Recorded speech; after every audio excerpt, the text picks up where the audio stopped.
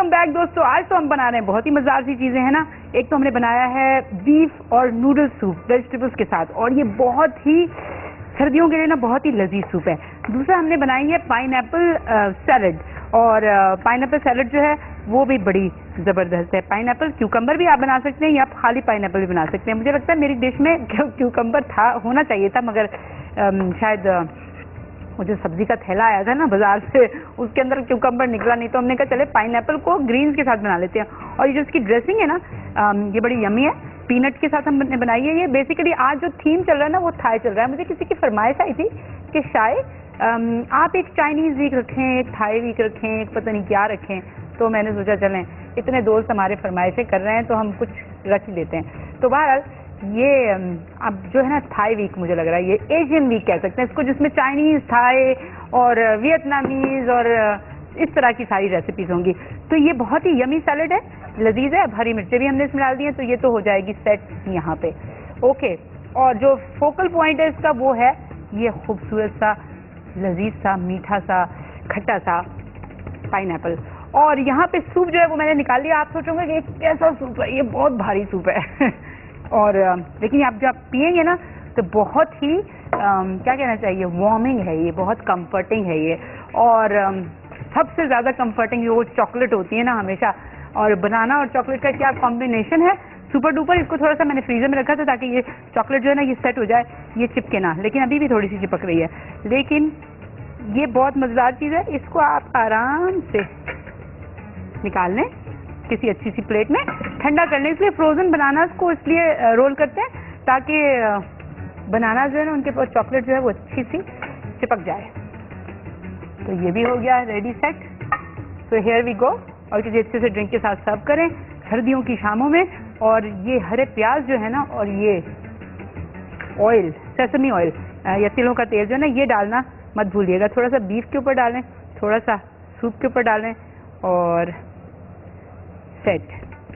और थोड़ा सा हल्के से प्याज डालेंगे, बहुत ज़्यादा आप नहीं डालेंगे क्योंकि फिर आपकी और चीज़ें जो है ना उसको वो डोमिनेट कर लेगा। ठीक है, चाहे तो सेंटर में थोड़े से डाल सकते हैं। ओके, ऑफ सेंटर थोड़े से डालें क्योंकि बीफ पे फोकस है। तो ये है हमारी आज की 3 ज़बरदस्त सी डिशेज जो आपको अच्छी लगी होंगी। और फेसबुक के मैसेजेस की बात हो रही थी, बहुत प्यारे प्यारे आपके थ्रू आउट द वीकेंड मुझे मैसेजेस मिले। सब मुझे पूछते हैं कि आप वीकेंड पे क्या करती हैं। तो यार मैं क्या करूँगी, मैं इसके ये जो सामान जमा करने में इतना टाइम लग जाता है, ये दिमाग इस्तेमाल करने में कि किसकी क्या फरमाइश है, क्या रेसिपी होनी चाहिए, आसान भी हो, बजट के अंदर भी आ जाए, फिर प्लस ये कि आप लोग घर पे बना भी सकें, इंग्रेडिएंट्स भी मिल जाएं। तो आज मैंने कोशिश की है कि मैं सारी ऐसी चीज़ें इस्तेमाल करूँ जिसमें आपको बहुत ज़्यादा ना प्रॉब्लम ना हो, आपको आराम से मिल जाए और बहुत महंगी भी ना हो। तो बहरहाल ऐसा ही होता है इस तरह के कामों में। और जैसे मैं आपसे जिक्र कर रही थी ना कि सूप तरह तरह के होते हैं। अब वेस्ट में क्या रिवाज है कि वो सूप के नाम पे बेसिकली वो हर चीज़ जो है ना सूप के अंदर डाल देते हैं, और बजाय इसके कि वो अलग अलग 3 चीज़ें बनाएं, वेजिटेबल्स बनाएं, बीफ बनाएं, तो नूडल्स बनाएं, तो फिर कोई सॉस बनाएं, तो वो कोशिश करते हैं कि एक चीज़ स्पेशली, ये बहुत ज़्यादा रिवाज है। मैं जाती हूँ वहाँ न्यूयॉर्क में 35th स्ट्रीट जो है डाउनटाउन, वहाँ पे बहुत ही ज़बरदस्त कोरियन रेस्टोरेंट है। और कोरिया में आपको पता है कि कोरिया में इसी तरह के खानों का रिवाज है। नूडल्स होते हैं, किमची होती है, और बीफ, चिकन, फिश जो भी चीज़ है उसको बेसिकली बहुत सारी वेजिटेबल्स के साथ, और वहाँ तो बीन स्प्राउट का इस्तेमाल भी होता है, और उनके अपने ना पेस्ट होते हैं, करी पेस्ट होते हैं, जिसकी वजह से वो सूप बनाते हैं। तो मैंने कोशिश की है कि थोड़ा चाइनीज़ और थाई का मिक्सचर मैं बना के आपको दिखाऊं। और अगर आप बाहर जाएं तो फिर इस तरह के सूप पिएं, कोरियन खाना खाएं, जापानीज़ खाना खाएं। मुझे याद है एक दफ़ा बड़ी शदीद सर्दी थी और हम गए थे कोरिया में एक जगह थी जहाँ पे US मिलिट्री बेस था, उसका नाम था ओजान हम गए थे। और वहाँ पे मैंने किमची पहली बार खाई थी, और वहाँ पे मैंने जो खाना ऑर्डर किया उसमें से कोई ऐसी स्ट्रॉन्ग स्मेल आ रही थी कि मुझे समझ नहीं आ रहा था मैं क्या खाऊं। तो फिर फाइनली मैंने इस तरह के किसी सूप पे कॉम्प्रोमाइज़ किया था, और वो जो किमची है ना उसमें भी फिश सॉस बहुत ज़्यादा उन्होंने डाला हुआ था, तो वो उससे ही मुझे स्मेल आ रही थी।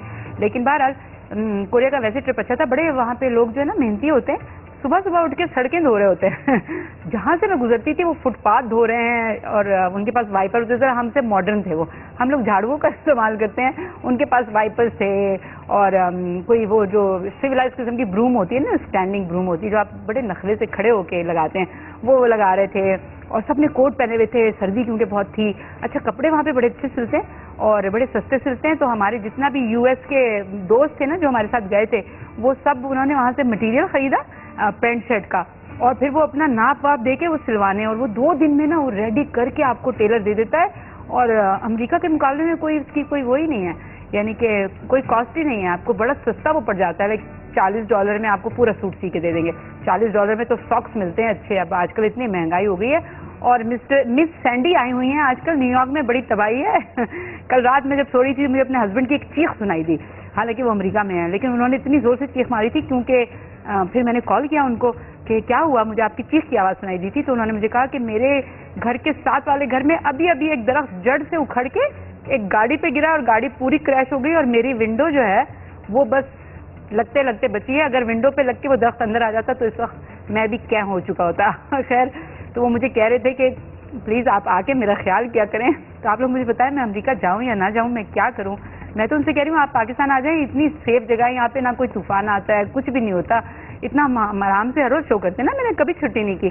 तो आप लोग वोट करें कि क्या करना चाहिए।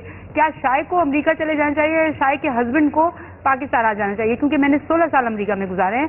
अब मैं समझती हूँ मेरे हस्बैंड का फर्ज है कि वो मेरे साथ आके 16 साल पाकिस्तान में रहें, ताकि उनको पता चले कि आटे दाल का भाव क्या है यहाँ पे।